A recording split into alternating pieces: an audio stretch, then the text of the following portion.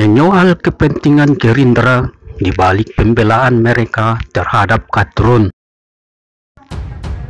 Waketum Gerindra yang juga menjabat sebagai Ketua Federasi Serikat Pekerja BUMN Bersatu, Arief Wiono, kembali bikin kontroversi. Setelah sebelumnya pernah mengusir Partai Demokrat dari Koalisi Indonesia Adil dan Makmur, lantaran sikap SBY kala itu seperti undur-undur dan menyebut AHY sebagai anak moncel sehingga tidak layak jadi cawapres Prabowo.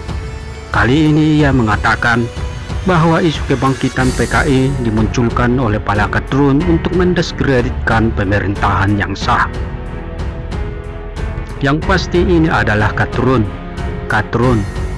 ya, yang pasti. Yang kedua, mungkin orang-orang yang tidak menginginkan adanya perdamaian di Indonesia, yang selalu ingin mengacau, yang selalu ingin mendiskreditkan pemerintah yang sah dan konstitusional dengan isu-isu PKI, ujar Wiono.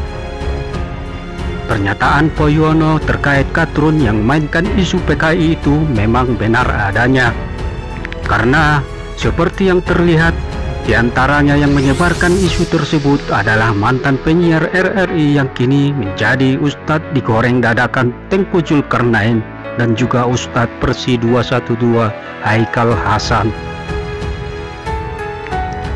Dan kedua ulama abal-abal itu memang selama ini benar-benar Katrun. Akan tetapi, bukannya mendapat dukungan dari koleganya, beberapa kader Gerindra justru lebih memilih untuk membela Katrun. Bahkan di antara mereka ada yang turut menyerang balik Arief Wiono. Di antaranya yang kepanasan terhadap pernyataan Wiono tersebut adalah mantan jubir BPN Prabowo Sandi, Habibur Rahman, dan Ketua DPD Gerindra Sumatera Barat Andre Rosiade. Habibur Rahman secara terang-terangan mengatakan bahwa pernyataan Wiono tersebut tidak mewakili sikap Partai Gerindra. Selain itu, ia juga mengatakan Wiono sudah tidak diperbolehkan lagi untuk berbicara mengatasnamakan Partai Gerindra. Bahkan, pendiri akta itu juga memberi peringatan yang keras agar Wiono jangan bersikap seperti malin kundang dan kacang lupa kulit. Karena si Wiono itu dulu merupakan muridnya, serta jabatannya di Gerindra sebagai salah satu pimpinan Majelis Kehormatan Partai lebih tinggi dibandingkan si Wiono yang hanya menjabat sebagai waketum. Begitupun dengan Andre Rosiade. Tanpa malu-malu, karena pernah juga bikin malu Partai Gerindra dengan menggerebek PSK di hotel, si Andre ini langsung merekomendasikan Wiono dipecat saja kalau tidak mau menghadiri pemanggilan MK Partai Gerindra.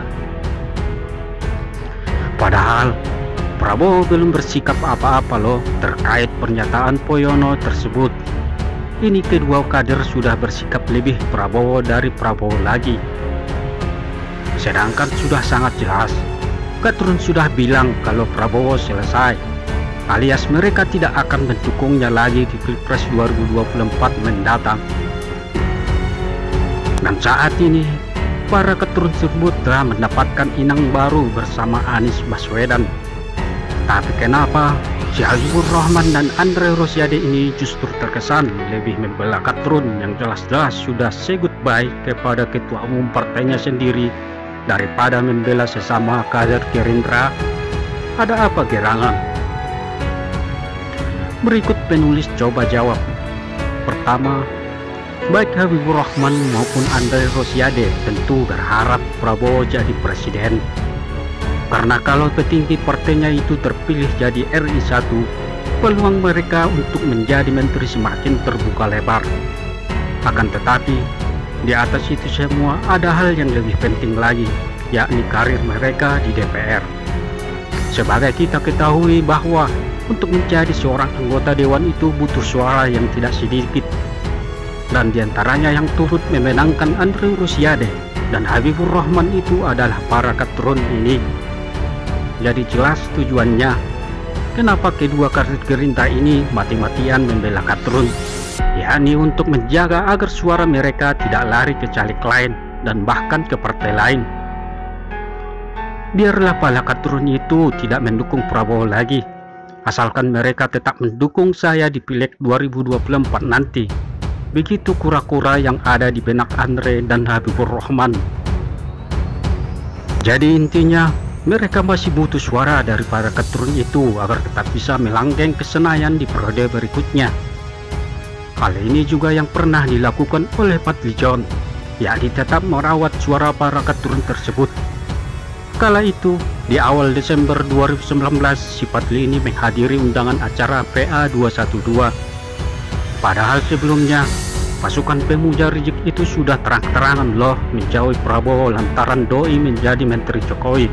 Dan terbukti, mereka tidak mengundang Prabowo lagi di acara Monas Limin itu. Sudah jelas-jelas ketua umum partainya dijauhi oleh para keturun, tapi Fadlizon tetap saja berusaha merapat ke kelompok mereka. Gak tahu malu apa.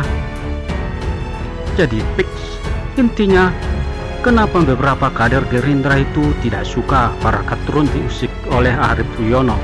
Tidak lain tidak bukan untuk merawat suara mereka agar tidak berpaling ke lain hati. Itu saja.